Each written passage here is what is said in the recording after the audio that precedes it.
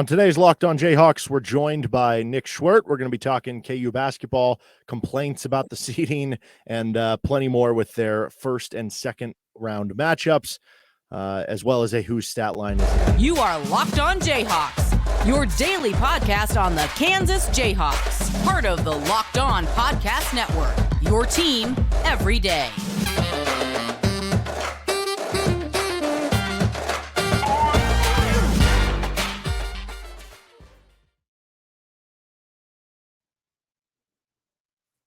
You can hear me as well on Rock Chalk Sports Talk Monday through Friday from 3 to 6 p.m. on KLWN in Lawrence.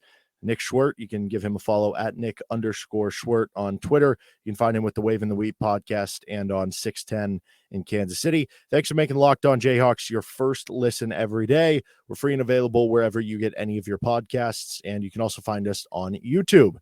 On today's edition of the show, we're going to be talking a little KU in the NCAA Tournament, fan complaints about the seeding, and a little whose stat line is it anyway. So I want to start right there with the fan complaints, Nick.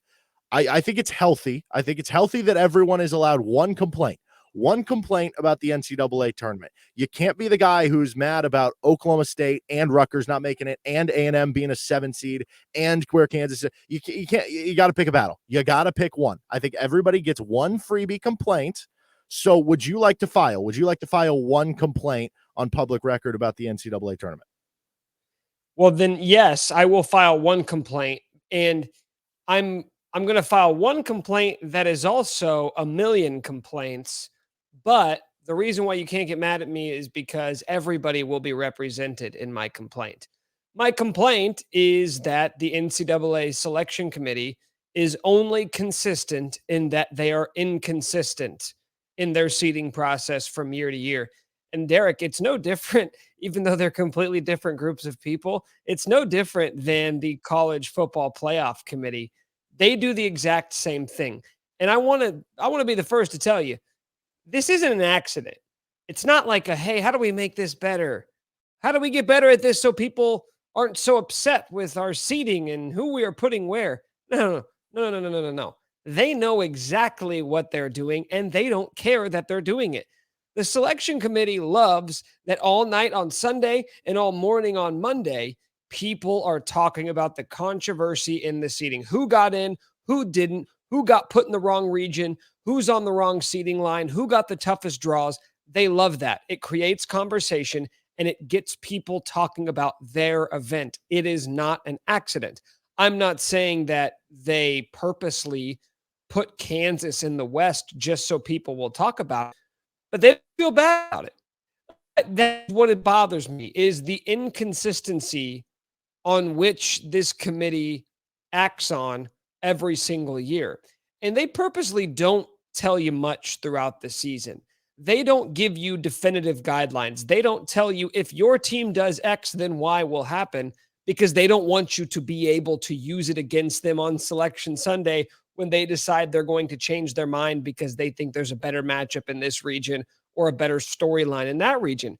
They are making a television product. Reason why the NCAA tournament is a $1 billion event, billion with a B, is because it is an amazing television product. And they know that too. The NCAA is well aware that this is a television product as well as a sporting event. All I ask is that you are consistent. All I ask is that from the beginning of the season to the end of the season, I have a good understanding of what these teams need to accomplish to put themselves in good positions to win. And they've changed this, right, with the net ranking, which I think is utterly useless. The quadrant system is so arbitrary and pointless. And yet that is the guidelines which we have to go off of. So even though I don't agree with it, I, like every other KU fan, am paying attention to the quadrant wins throughout the season. And all of a sudden you realize, wow, Kansas is setting an NCAA record for quad one wins, only to find out on Selection Sunday that no, the reason why Houston got into the Midwest over Kansas is because of quad one and quad two wins. They have a better winning percentage. Okay, so is it winning percentage? Is it margin of victory? Is it competitiveness? At this point, I don't really know. And that's what makes it somewhat frustrating. I don't really feel bad for Kansas. I'm just annoyed that year to year, I don't know what it is that I'm supposed to be valuing or paying attention to. Well, I never know who the committee actually is. It's almost like this shadow head figure of like, oh, the tournament committee. We reference it so much, but I don't know. Is it something where it's different every 2 years? Like maybe that's why it's inconsistent. Maybe they're different people each and every year. That I don't totally know. Do you think it would have been a lot simpler, or do you think people would have been less mad if the committee would have just came out and instead of kind of spewing some BS about, the quad 1 plus quad 2 and we were worried about Kansas having too many big losses, whereas Houston lost close and all those things. Do you think it would have just been easier if they would have just came out and easier to stomach and they would have just said, yeah, we just think Houston's better than Kansas? At first you had me there for a second because I thought you were going a different direction with it. But if they just came out and said, kind of scrunched their brow up and saying, we're not really sure about Kansas. I don't know. They've lost too many games that we didn't really like, so we bumped them down a line. Now, if they did that from year to year, it would turn into a different sort of line. But like, I hope they're in a good mood today. I hope the committee didn't stub their toe getting out of bed today and they're in a grumpy mood and they're going to knock us down a seed line. I think it's all about this is what's so weird is that college athletics, unlike professional sports, leave everything up to a group of people in a way that pro sports, it's pretty simple. Win this game, you're in. You can literally control your own destiny in professional sports. There is no real controlling your own destiny in college basketball.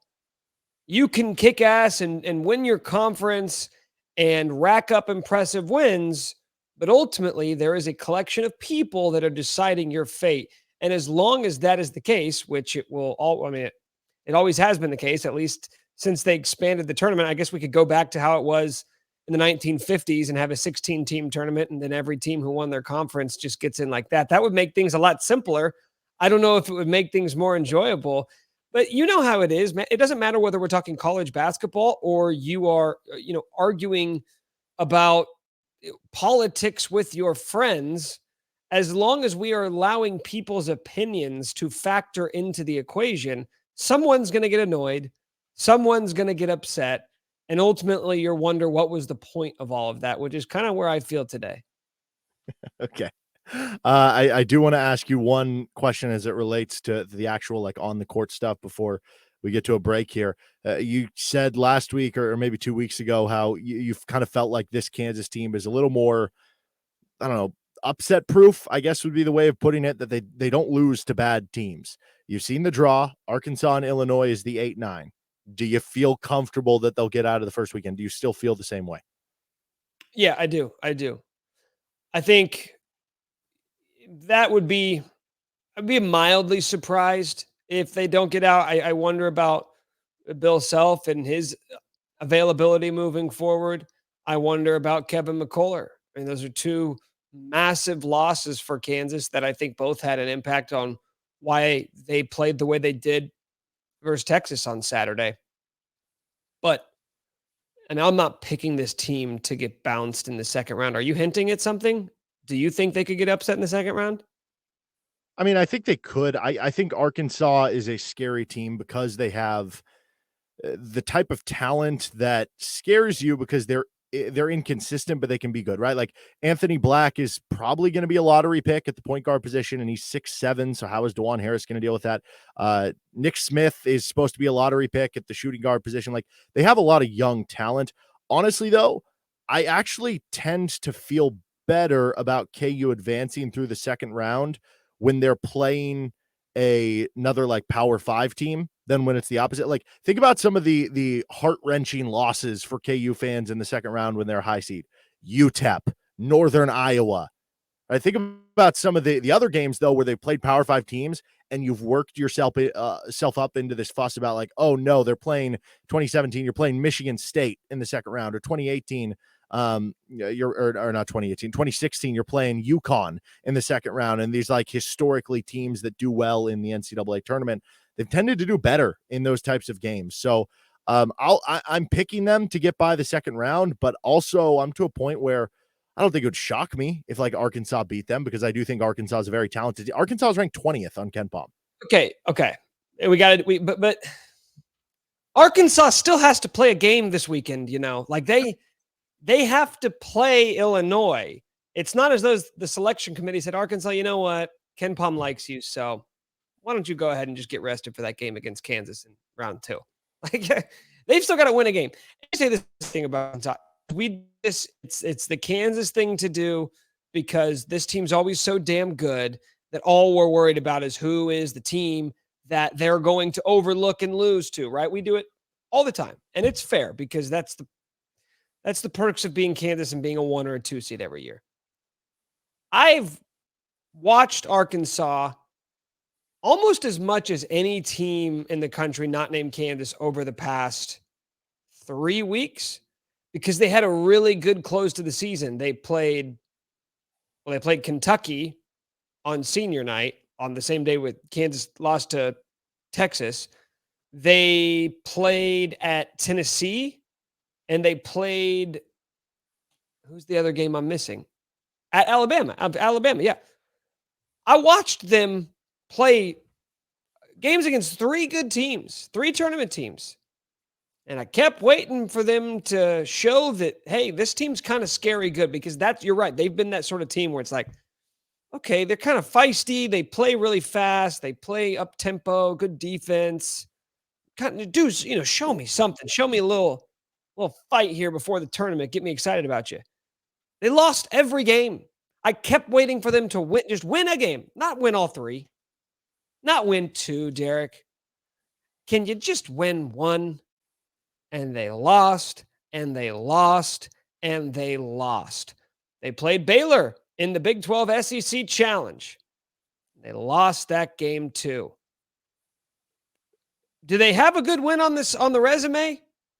Can we sift through the resume and find the game where I saw Arkansas look like they belonged versus a top 15 team in America? I don't see it. Now, yeah, they're good enough to compete, but can you get one upset before I start talking about this being the team that's going to take down 1-seeded Kansas? All right. Well, Illinois beat Kansas in a secret scrimmage, so that's the big one there. No. All right. We'll get more into this upcoming path. We do have to get a quick message real quick. FanDuel, the official sports book of Locked On Jayhawks. It's the midway point of the NBA season. Now is the time to download FanDuel Sportsbook, America's #1 rated sportsbook app. New customers get a no-sweat first bet up to $1,000. That's bonus bets back if your first bet doesn't win. Just download the FanDuel Sportsbook app. It's safe, secure, and super easy to use. Then you can bet on everything from money line to points versus threes drained. They've got some good promos for the NCAA tournament that you can get kind of positive EV and make a little bit of extra money, especially if you're hitting well, because you're going to want to be betting on all the games going on throughout the day. FanDuel even lets you combine your bets for a chance to big out with same-game parlays. Don't miss your chance to get your no-sweat first bet up to $1,000 in bonus bet. Go to FanDuel.com/lockedon. That's FanDuel.com/lockedon to learn more. Make every moment more with FanDuel, an official sports betting partner of the NBA. So looking ahead to KU's path, not just the second round, but overall as a whole, I think the biggest difference to me this year, because one of the things that you hear a lot from KU fans given year to year is, oh no, that team's a terrible matchup that you have to play in the Elite Eight or in the Sweet 16. But a lot of times those teams don't end up making it there, right? I think the biggest difference this year with this bracket is that it's almost like, hey, if one of those teams loses out, there's another one. It's just the depth of good teams that you have in your region this year. I think KU is 4th among the teams in their own region on Ken Pom, Bart Torvik. So it's obviously a very, very tough region. If you had to pick the most ideal path for KU to try to make a Final Four, realistically, I'm not talking, they played a 15 seed in the Elite Eight. Realistically, what do you think that path would look like? Okay, so I'm not just picking a bunch of upsets. I have to. So for the sake of this conversation, how about I stick to the top 6 seeds? Okay, perfect. Is that fair? I think the first team I would look at and say, okay, I would take that over the other. Gonzaga, despite being a 3 seed, is not a team that scares me all that much. you talked last week, and I'm sure you've done this a lot in the past by kind of looking at the criteria. These are the sorts of teams that go far in March, and looking at Ken Palm adjusted offensive efficiency versus defensive efficiency. Gonzaga is one of those really lopsided teams, right? They wouldn't qualify for your national championship contenders because they're first in offense, right? Number one offense in America. That's going to immediately, people are going to point to them and say, how are you going to get stops? We just saw Kansas's defense fall apart in the second half versus Texas. How are you going to stop this Gonzaga offense? Gonzaga ranks 76th on defense. And I would challenge someone to go back and tell me how many of those teams with an offense or a defense ranked outside of the top 50 or ranked outside of the top 70. How often do those teams make deep runs in March? Like, I wouldn't be shocked to see Gonzaga get bounced in the first weekend of the tournament. So if you're telling me Kansas had an Elite Eight matchup versus Gonzaga, a team with a small fan base that doesn't travel all that well in Vegas, I would take that all day. So if you're telling me, okay, Kansas has to play one of these teams realistically to go to the Final Four, I would take Gonzaga over TCU. I would rather face Gonzaga in the Elite Eight than I would rather face TCU. TCU is the exact type of team that scares me. They're one of the most experienced teams in the country, and they've shown that they can play against you. They've shown that they can play you tough. That was the worst game of the season when they came into Allen Fieldhouse and absolutely dog-walked Kansas for 40 minutes. So Gonzaga would be the most realistic path. In terms of the Sweet 16 matchup, I would, again, now I'm just going to pick on the West Coast Conference. I would much rather face St. Mary's over UConn. I mean, UConn is an analytics darling. Like, that team is, what are they, fifth in KenPom, fourth in KenPom, something like that. They're just really good. They're a really complete team. And there was a point in time early in the season, non-con, so take it with a grain of salt. Around the same time Kansas was kind of starting to falter when they lost to Tennessee, that was when Gonzaga was playing in, I don't know what preseason tournament that was, where they looked like the best team in the country. So I don't know if they still have that in them. Maybe it's the UConn. They may, I don't know if it's the name recognition, the fact that they've done this a few times before where they're not necessarily one of the favorites. UConn kind of scares me. So if you told me St. Mary's and Gonzaga, two West Coast teams, to get to the Final Four, I think I would view that as a pretty favorable path. To your point on the Gonzaga thing, defensively, of the last 80 Final Four teams, that goes back to 2002, so that's pretty simple. 80 teams, 74 of the 80 had top 50 defenses. Gonzaga is on the outside of that, obviously. Say that again. 74 of the last 80 Final Four teams were top 50 on defense, and every national champion, if you go to that too, was top 44 higher. I'm telling you, it wouldn't shock me to see them get bounced in the first weekend. Like, if you like TCU Gonzaga, I think that would be a great game. I would feel pretty good about TCU beating Gonzaga. That's what I have in my bracket. All right, let's finish up here. Whose stat line is it anyway? So the first one that I have for you is Big 12 tournament total. So you total up the 3 games played this year for KU in the Big 12 tournament. This player played 23 games, 0 points, 0 for 3 field. He did have 4 rebounds, but he also had 0 assists to 1 turnover. 25 minutes in 3 games, 0 points. I'm going to go with my gut here. God, did he score against Iowa State? I don't like this, but I'm going to go with Ernest Uday. That is incorrect. It is another bench player. That would be one Mr. Bob Benford. That was the 2 I was battling between. He's just, fell off, man. There were a lot of games throughout the season where it was like that, but this is really kind of hit a new level here at the end of the season. I don't know what happened because early in the year. Okay, go ahead. Okay, you're sure. All right. This one, Big 12 as well. These aren't totals. These are averages. 7 points per game, 9 of 22 from the floor. That's 41%. So, not very good, but not horrible either. 2.7 rebounds per game. Also, 0.7 assists to 1.7 turnovers per game.